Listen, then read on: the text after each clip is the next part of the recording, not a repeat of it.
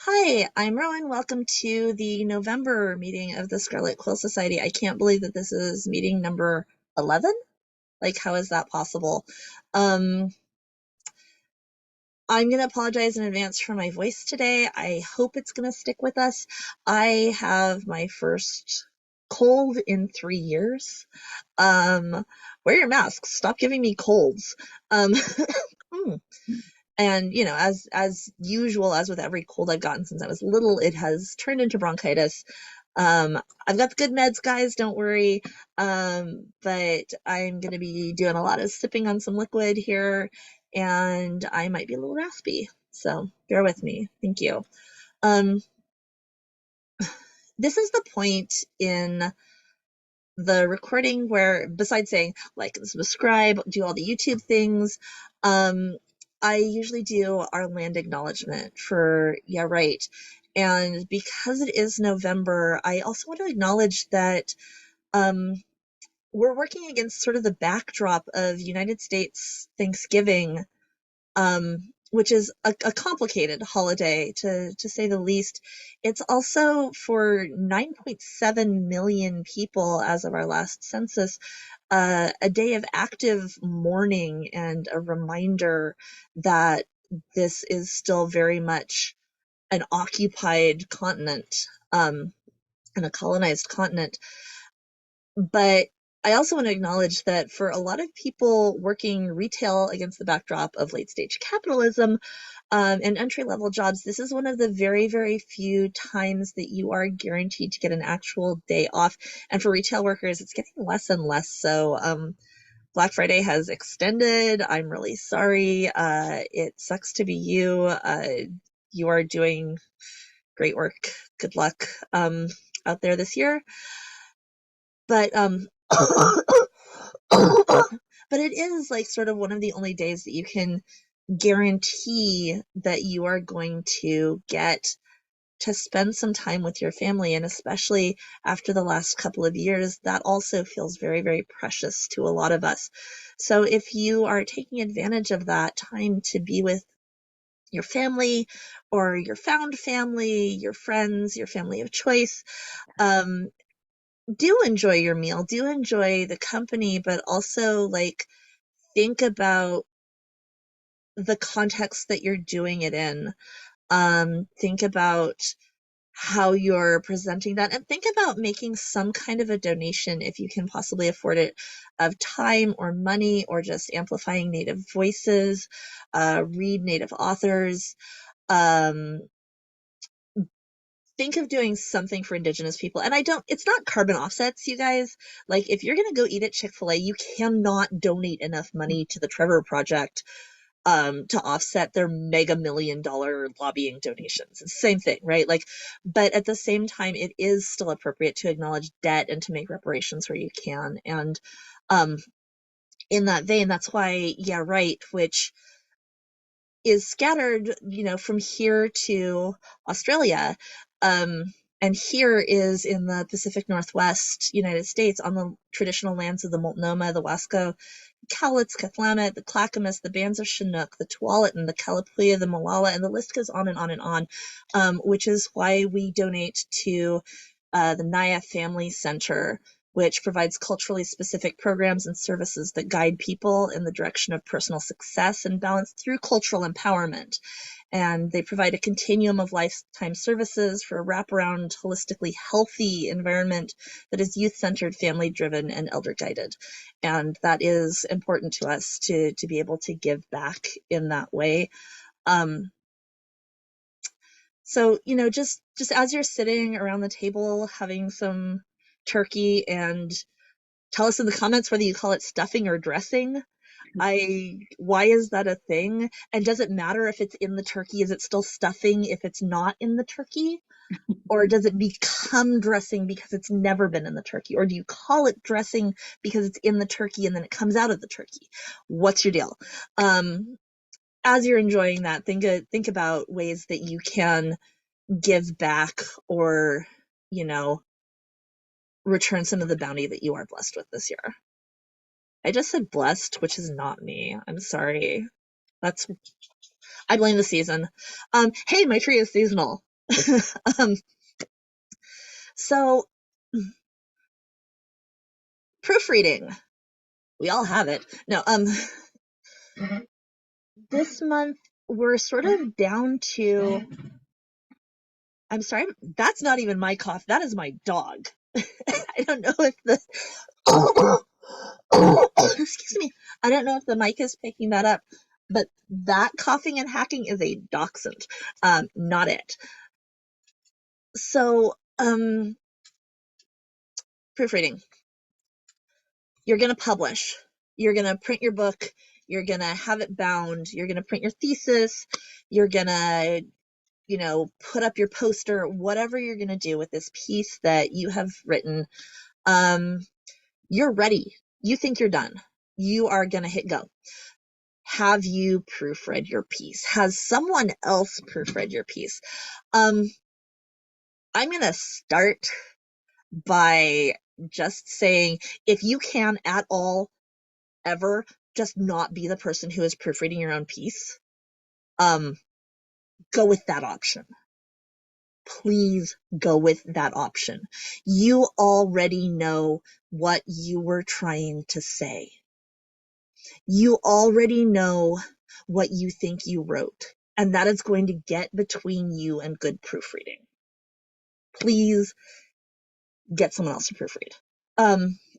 As a proofreader, whether you are looking at your own or someone else's writing, there are 2 steps to proofreading, and you got to do them both.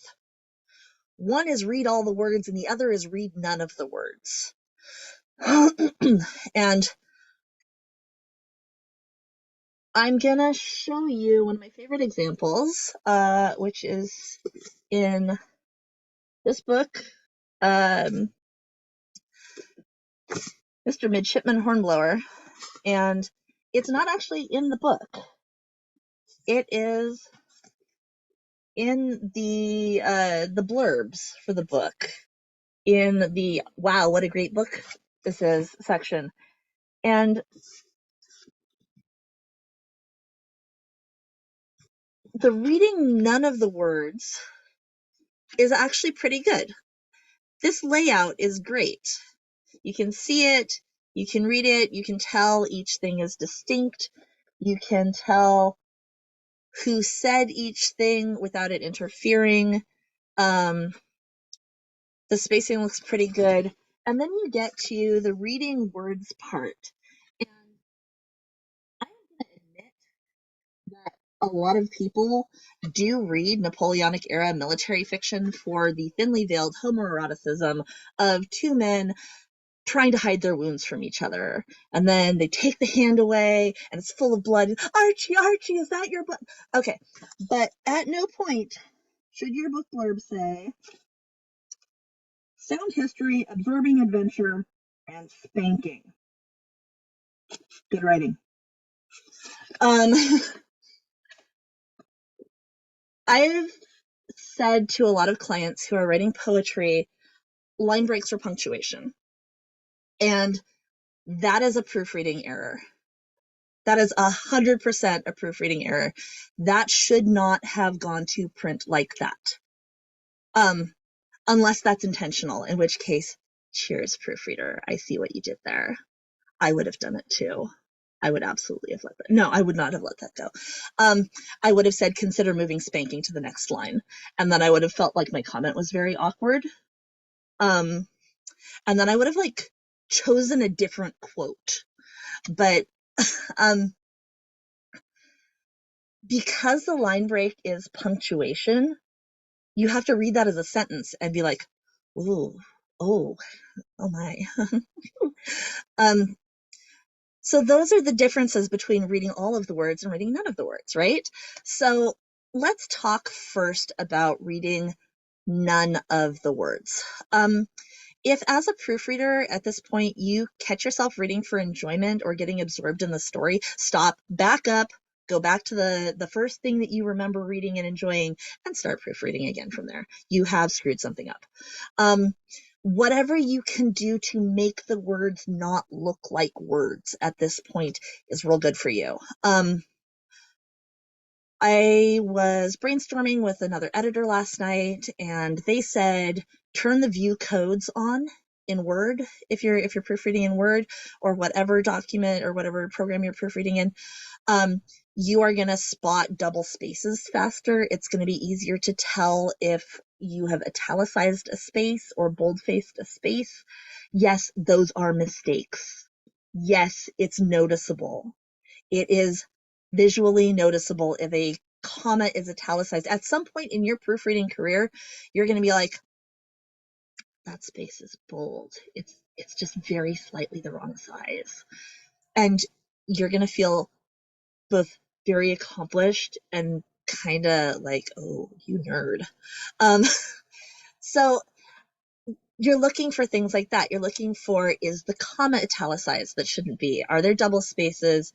At this point, you do the trick that your junior high teacher tried to teach you. You read it backwards so that the sentences can't make sense. You put whatever, you put a piece of paper over it and you read just the bottom line and then just the next line and then just the next line. And you go like this. This is the time to print it out. I know, who has a printer? I don't. I do not have a printer. I think I know people with printers. People might have printers still. Print it at work. Put in the admin code and go for it. You know, whatever you can do to make it look different. A lot of people, and I'm like, I'll toot my own horn. I am a good proofreader on screen. I can spot a double space on screen easily. I'm better at it on paper. I can absolutely proofread well enough to do my job on a screen. But I always catch like one additional thing if it's printed out. Always. So, and it's the same thing, right? Like you sat there, you proofread your letter, your cover letter, you printed it out, you went to sign it and mail it because you're applying to some place that wants you to actually put something in the physical mail, which is weird. Why can't I just email this? Why do I have to put my resume into all the little boxes and send you my resume? Why is this a thing? And you see right above your signature line, sincerely. Oops. Gotta print it again. Going back to work to use the printer again to print this letter to apply to another job. Don't mind me. So then you have to hide from your boss again, and it's just a mess. There are so many things that are more obvious on physical paper. Smart quotes. Do you know about smart quotes? They're the curly quotes as opposed to the ASCII quotes that are just straight. If you are proofreading, look for, did you miss any smart quotes? This is a great time to do a search and replace all. If you search and replace every single quote, they're all going to be smart quotes. It'll be fine. Or you can search and replace them all with ASCII quotes if you're working with an ebook or something that should not have smart quotes, depending on the format. If you see an author using a mix of smart quotes and straight quotes, ask them which one it's all supposed to be in, because you might correct it wrong. What else can you do? You check for the bold spaces, you check for the bold italics, you check for italicized periods, you check line endings, you check, are all of the headings with the right paragraph? There's a term that not everybody knows, which is widows and orphans, for lines, which means that every line should be with X amount of meaningful material around it. Whether that is, a heading is always with the first two lines of the paragraph that follows it, or whether it's you don't just have like one hanging line at the end of a blank page, you bring down part of the paragraph above it. Make sure that is correct. Make sure that left pages are on the left and right pages are on the right. Make sure that the margins are correct. All of these things have nothing to do with the actual words in the document, right? And and you got to catch them all. They're like Pokemon Errormon. So, you know, get your Picarentheses and get your chameleons and get them out. Which is the reverse of Pokemon, actually. Gotta catch none of them. And then there's the piece that has been the subject of many rants from me, to the point where, again, someone suggested that I start a Twitch stream where I just go off on this. But I don't think anybody actually wants to watch me play Pokemon. What's the new one? Scarlet and Violet. And yell about idiomatic phrases. If you are proofreading, these should have been caught at the copy edit phase. I'm gonna front that. Everything I'm about to talk about should have been caught at the copy edit phase. Your job as the proofreader is to catch the things the copy editor missed, because copy editors are human beings. I think I went off on Grammarly last month a little bit. Copy editors should be human beings. Your copy editor should definitely not be Grammarly, but if your copy editor is Grammarly, here is another chance to get it right again. So if you're one of the 5 people that knows the difference between homonyms and homophones, I apologize. Right now, I'm going to call them all homonyms. The other 50 million people out there who might hypothetically listen to this video don't know the difference. And that's fine. Look it up. It's cool. It's a fun fact. You can be really annoying at parties with it. But homonyms, there, which. As opposed to homophones, which is read and read. Read the color and read the book. They sound the same. They're not the same. All of those are, again, like I talked about in copy editing, they are words that are spelled right. They're not the right words. They're just spelled right. Congratulations, you've made a word. So all of those, and do a search. Just do a global search for them. If you're working in most word processing programs, doing a global search for these words will highlight them. And then just scroll through the text, and every time you see a there, make sure it's the right one. Every time you see a there, make sure it's the right one and it's in the right place. Search for the, an, and read those words, and that will help you spot them. That will also help you spot the and you're looking for word doubling at this point. You are looking for spots where something got deleted in the copy edit, but not all of it. So you'll have something like, John put the bag in the hole. John put the bag in the hole. John put in the bag the hole. Fix it. You fix it. I don't know if that's picking up, but there's a very sad dog. She's clearly suffering. Her life is super traumatic. And it's all because she didn't put the bag in the hole. Now, so those idiomatic phrases. There are so many idiomatic phrases that people get wrong. My personal, giant pile of hate is reserved for honed in on. If you did not know that was wrong before, you know it now. It is not honed in on. To hone is to sharpen, to make keen. I don't know how you would do that in on anything. It is homing, like a homing pigeon or a homing missile. Those things that classically home in on something. They go to a home. The one that I understand emotionally, even though it's not a mistake that I've made, because it's not the way that my brain processes words, is free reign. A lot of people think it's free reign, REIGN, like to rule over something, like you have a free hand. Free hand is actually a phrase, right? You have a free hand to do whatever. You reign over it and you have a free hand. However, if you have free reign to do something, it's REIN, like a horse's reins. And it comes from when you ride a horse. Now we're going to get into this whole like Western versus English writing thing. And let's just ignore that Western writing and slack reins and neck reining are a thing. I'm sorry, horse girls. I'm sorry. I know I am you.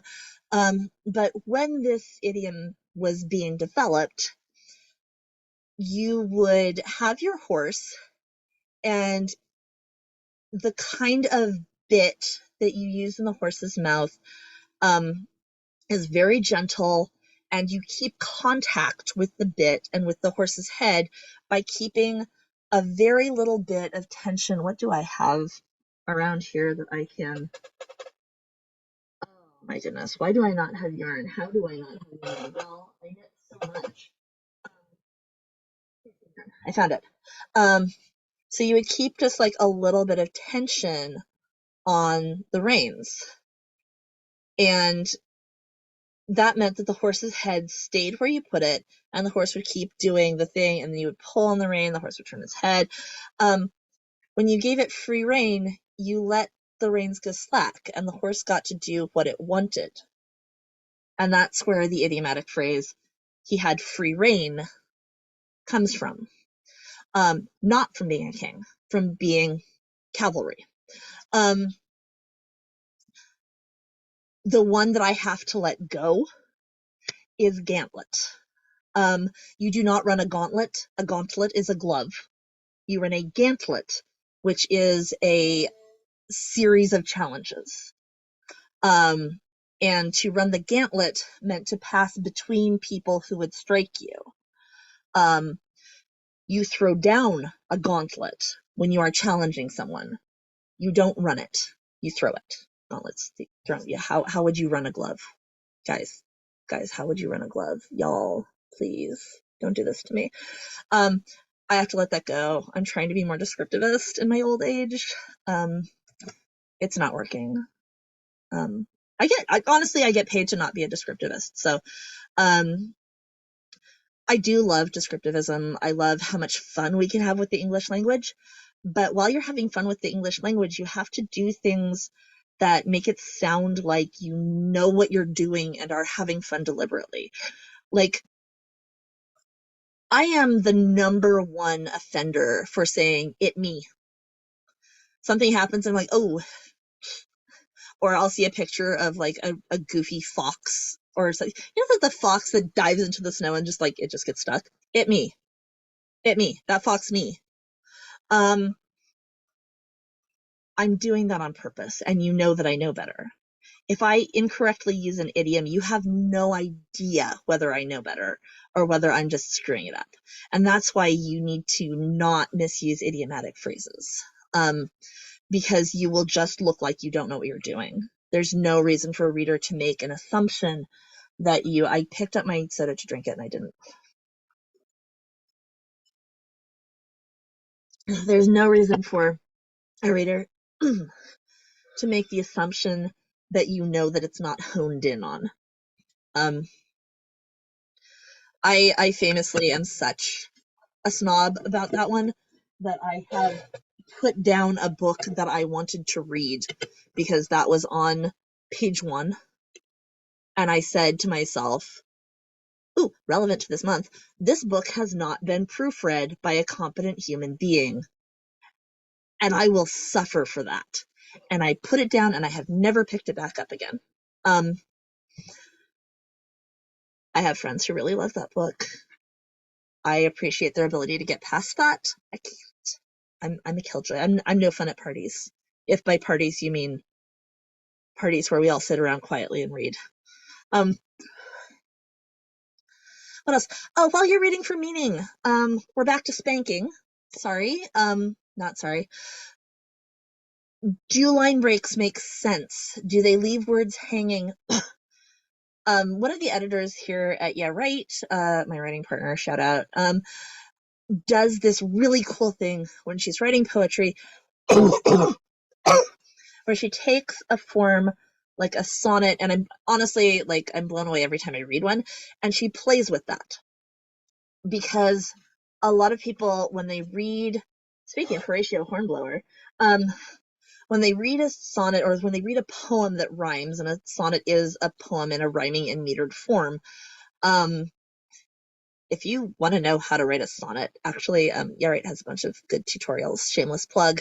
Um, and she plays with that because people will read each line as a sentence. I lied, that's not Horatio, it's Archie, sorry. Um, and she plays with that because she writes it in such a way that you know that that can't be the sentence. There has to be another word, but you have to pause, but there has to be another word, but you have to pause. And so it's this like sort of like trip and fall off the end of that line and get on to the next line. And it creates these internal rhythms to the sonnet that are like these little counter melodies to the meter, which is super, super cool. So like you can play with the end where the end of a line is, but if you're creating unintentional meanings, especially if they have spanking in it, you want to think about that. Um, think about where your words are breaking if you're hyphenating words. Look at every single hyphenated word. Did it break in a weird spot? Did it, what's it doing? Um, are you creating obscene or offensive meanings? And, don't be pedantic about this. This is the thing. You're reading for meaning, and I'm telling you not to be pedantic, and I'm very sorry. I'm going to resolve that internal tension for you. I used to play World of Warcraft like a lot, and World of Warcraft had famously no moderation, and then it had very crappy moderation, and then it had a lot of automated moderation tools. And these automated moderation tools were trying to keep people from putting racial slurs in their character names because people are terrible. Um, and the problem was that they were not catching the racial slurs that people were putting in their character names, that were using really common alphanumeric substitutions, or substitutions where there was like an accent over the I or the E, just swapping a character out of another language. But they were catching regular words that have racial slurs embedded in them. Especially where the slur is a shortening of a longer valid descriptor for something. Hit me up on the Discord in our channel if you need to know the actual examples, if you can't think of any.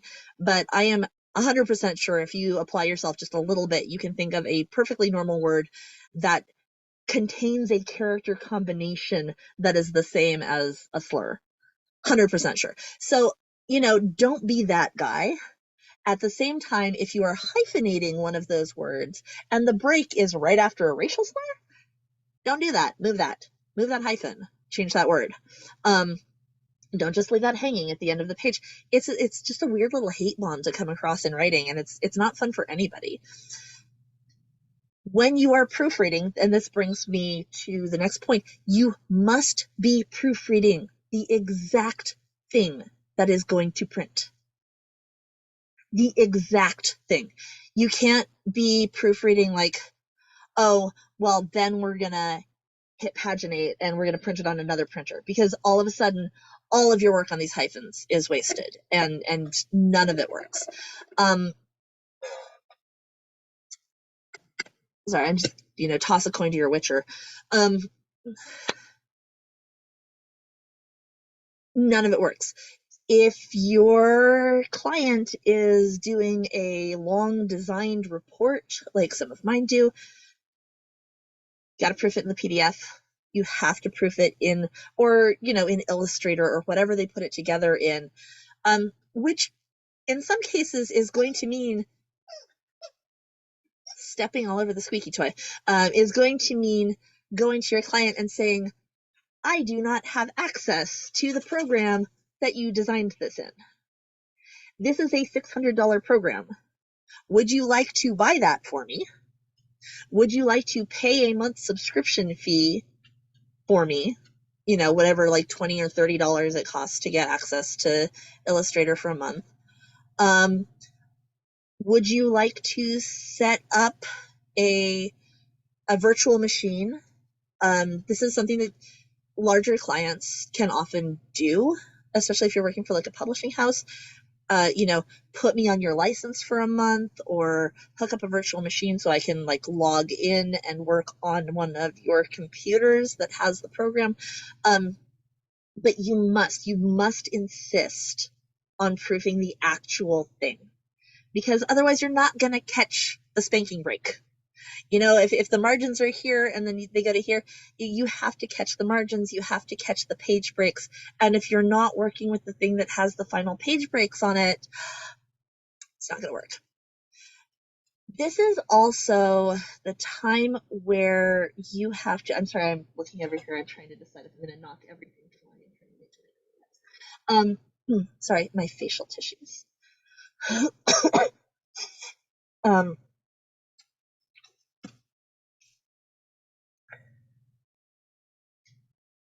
Great, where was I? Margins. I am completely lost. Sorry. So,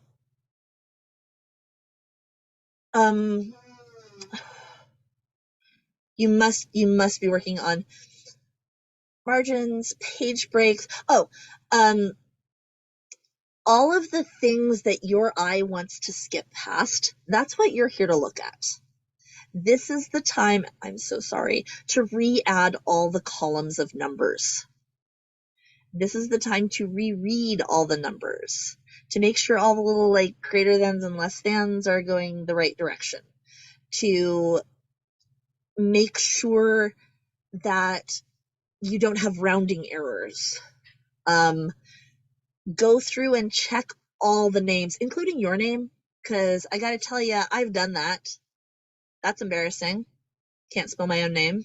It's terrific. Please hire me. But who hasn't, right? Like, relatable, but also don't do it. Don't do it. Avoid it wherever possible.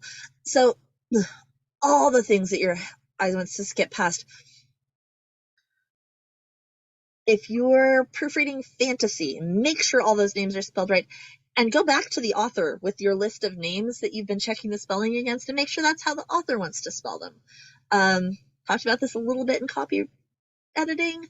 But you're going to have one name morph into another name in the middle. Who hasn't been reading that fanfic? If you're not reading fanfic, you're actually missing out. There's some great authors. But who hasn't been reading that fanfic where all of a sudden, boom, a character's name changes, or a point of view changes, or verb tenses. Check the verb tenses again. Read carefully. You're the last chance. Help us, Obi-Wan. You are our only hope. You are the only person between this author and the shame of having spelled their own name wrong. That's it. That's you. After you let go of this, someone's going to hit print. How to fix the proofreading marks. Yes, have track changes on. If the author wants to just hit accept all changes, great, that's on them.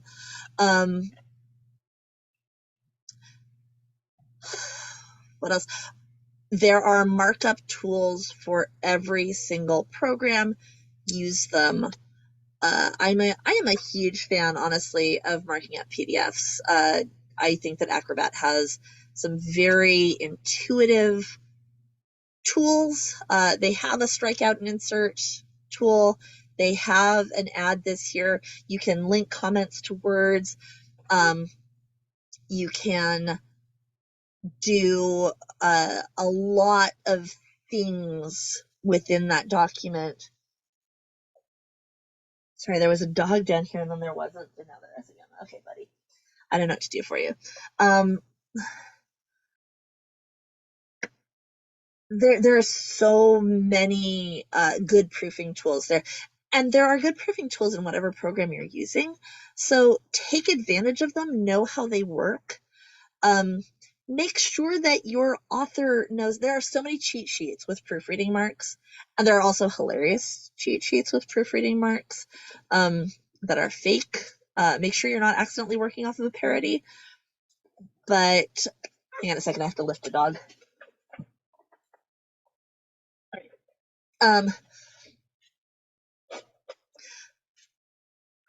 Make sure that you and the author agree with what all the proofreading remarks and marks mean, and whether they want comments, whether they want a mile high, how they want you to flag different things.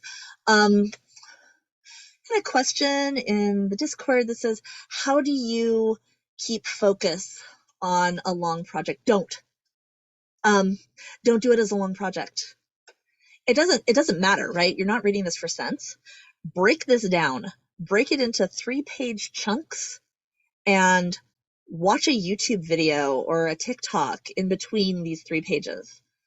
Focus for as long as it takes. However long you can focus meaningfully, that's your chunk size. Reward yourself. Take a complete break. Turn your brain off. Go do something else. Watch a movie. Make lunch. Take a shower. Don't try to stay focused for a 1,500-page novel. You can't. You cannot possibly. You will start reading. You will stop proofing and start reading at some point. Especially like if you're trying to do it backwards. This is a great time to do it backwards. Do it backwards in 3-page chunks. You're fine. Read it upside down if you have to, but like don't try to like force yourself through this. This is the time when your brain has to be fresh for every word, right?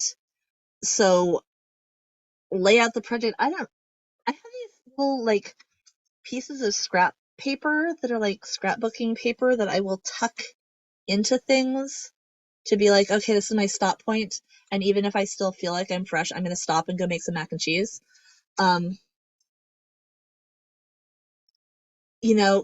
Walk away from it. Come back to it.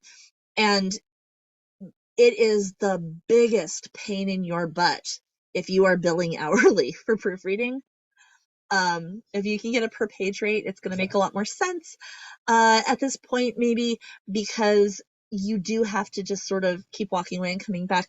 But also, if your client is a professional, they know that you looking away and coming back is part of it. So even though you've billed for 7 hours of work and it took you 3 days, and they're like, well, it was only 7 hours, why couldn't it take you 1 day? Because you can't proof meaningfully for 7 hours. That's not a thing that you can do. There are people who will tell you they can, and they may even believe that they can. They're not as good at it at hour 5 as they were at hour 2. And I would much rather, if they were working on my stuff, that they walk away at hour 2 and watch a movie and come back, so that hour 4 is their new hour 2 and hour 6 is their new hour 2.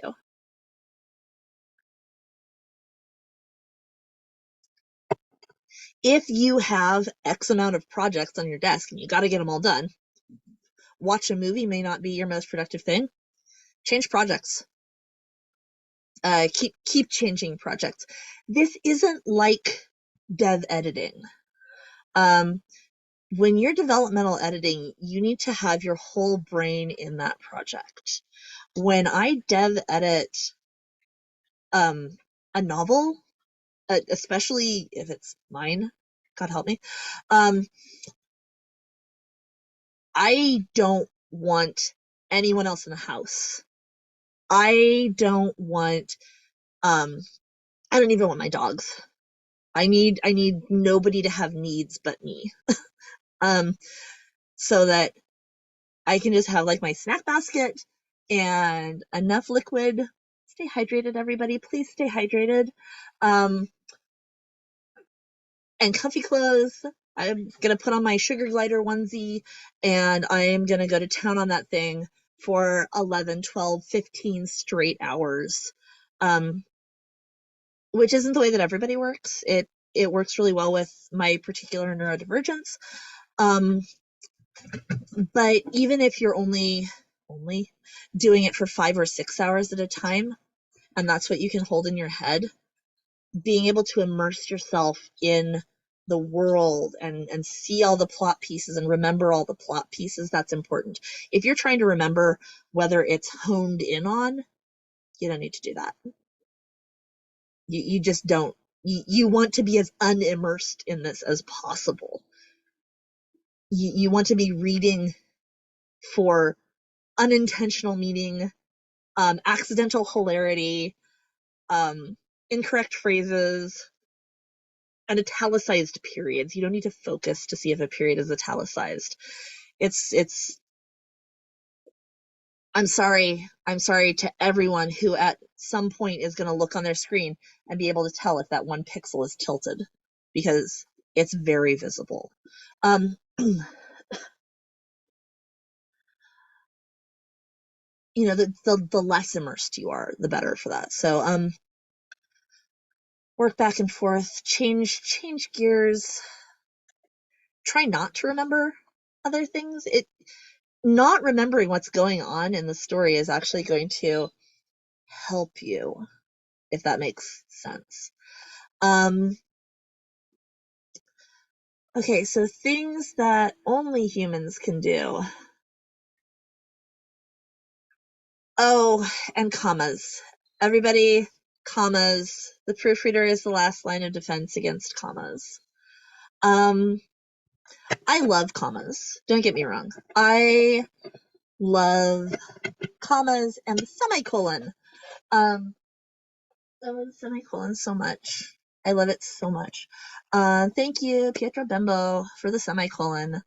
In 1494, 1496, maybe. I feel really bad that I can't remember what year it was. It was shortly after the papal election of 1492. I'm sorry. Um, anyway, commas. We all have them, but do we need them? Um, serial commas, also called the Oxford comma.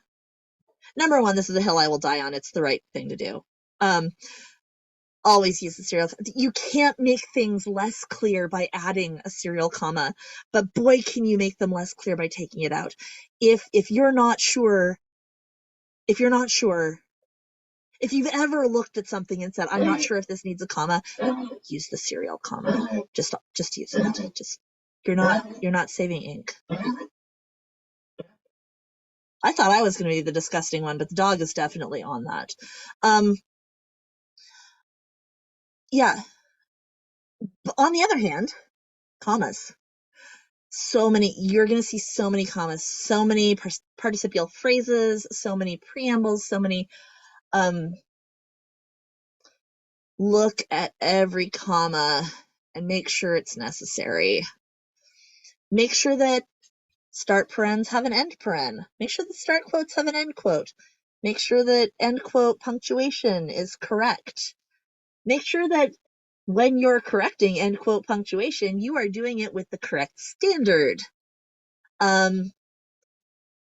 Are you using US or continental quote punctuation? Should your punctuation be inside or outside the quotes? That's, don't just correct it to the way that you think is right. If the author is consistently using the other way, they might be submitting to a publication that uses the other quote standard. When spelling, Make sure that your spell check is the right spell check for the country that you're in. Are you using British English or US English? Does camouflage have a U in it? Does color have a U in it? Should it? Do you want it to? Make sure that your spell check isn't fighting you at this stage. Your spell check can screw you up real fast, proofing. And not just because it could be set to the wrong thing. If you don't have names added in your spell check and you've got that on to help you proof the little squiggly lines, those squirrely little jerks can hide incorrect punctuation right after a name. They will hide it. Add things to your spell check for the duration of this document. Go ahead and attach that. Let's see. I feel like I'm telling you two very competing things, which is turn view codes on and watch out, the codes can screw you up, but they're both true. They really are. Since you have to read it twice anyway, do it once with codes on and once with codes off. Do it once with spell check on and once with spell check off. Work it out. You're smart. I believe in you. I don't believe in this dog. With that, we are getting right down to the end. Are there other idiomatic phrases I should rant about? I feel like I linked a bunch in the post. And so I don't want to go all the way down that rabbit hole, but at the same time, oh, there's a good one. Prostrate versus prostate. Statute versus statue. Christine just texted me intensive purposes. Oh God, why would you do this to me? For all intents and purposes, not for all intensive purposes. This is another one that boggles me because I don't understand how you look at it and be like, what's an intensive purpose? Is it one that you just really mean? Is it only for the purposes that you're really serious about? No, for all intents and for all purposes. This is true. Yeah, prostrate. My personal favorite as a recovering attorney. It is public interest law with the L. It is not pubic interest law. Sometimes you have to take a word out of your dictionary. It's the proofreader's issue, right? When you are proofreading, that is one of the most hilarious and terrible mistakes that you can make. And it comes up all the time in law. The number of times something doesn't get that final proof and it's just pubic. And I'm like, oh.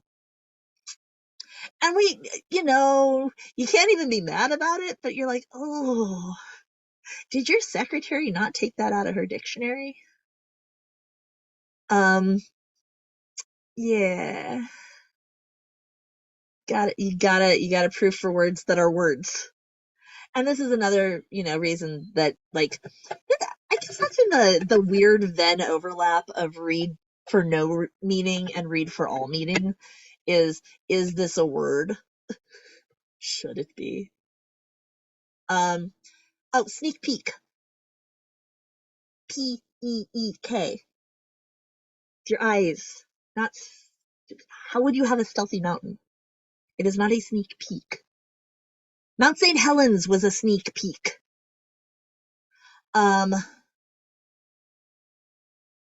Piqued my interest is P-I-Q-U-E-D. It's from the Latin root meaning to stab.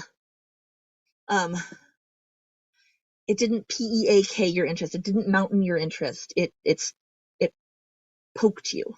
It piques your interest. Same thing, fit of pique. It's the poking. Siblings in the back seat, they are piquing each other. Pique. One of the ones that makes sense on paper but is still wrong is extract revenge. You don't extract it, you exact it. And my personal another one that kind of makes sense, deep-seated. It's deep-seated, seated, not seeds. And it deep-seated, like free reign, kind of makes sense, right? Like, oh, it's planted the seeds and it's going to come back, but no, it's not. It's deep-seated. Seated. Um,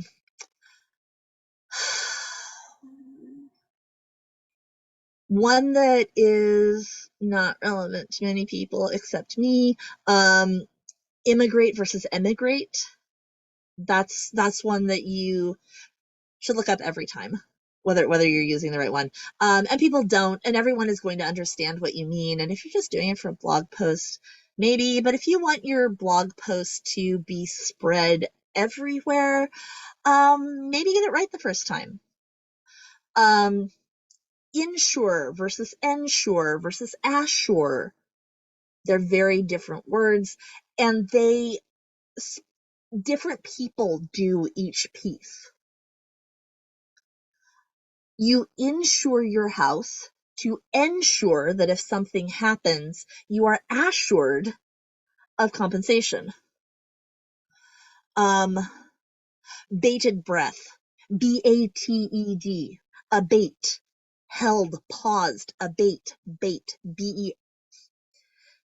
It's not fish breath.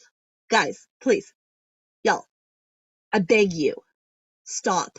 BAITED. No, no, no, no. Squirt bottle. Please. What else? Oh, whet your appetite. Now we're at sharpening. WHET. To sharpen, to hone, to whet. Not whet your appetite. You're not like, here, let me just whet my appetite. See, it doesn't work. That makes me less hungry because now my stomach's full.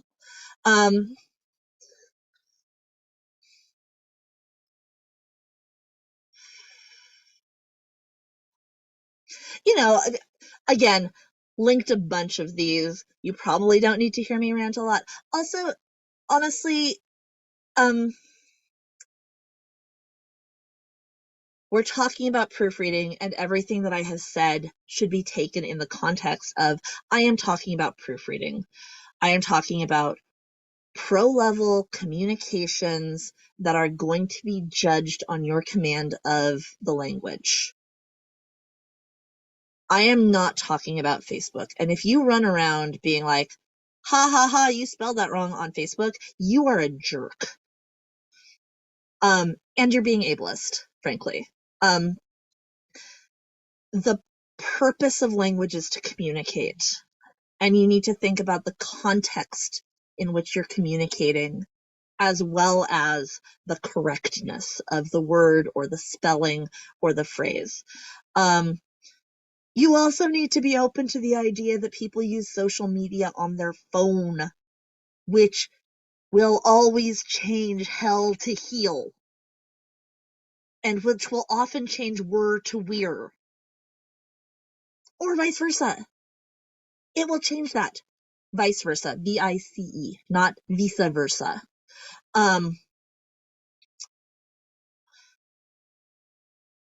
See, this just got turned into an hour of me being able to go off on all the things that bother me.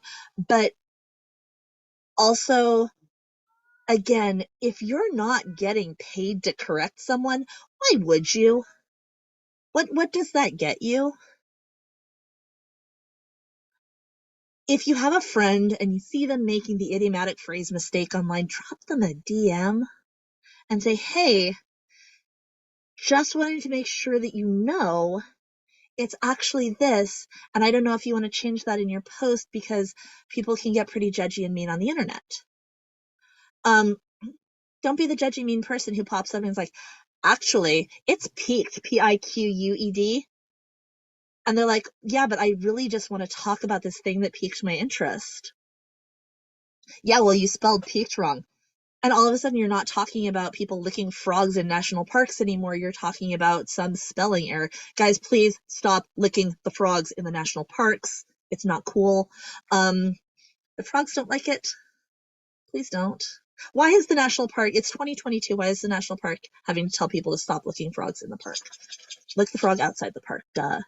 Um, anyway, so now that we've had an hour of me ranting and 5 minutes of me providing context and pointing out that I'm telling you this stuff so that you can adapt professional communications, not so that you can be a jerk to someone on the internet.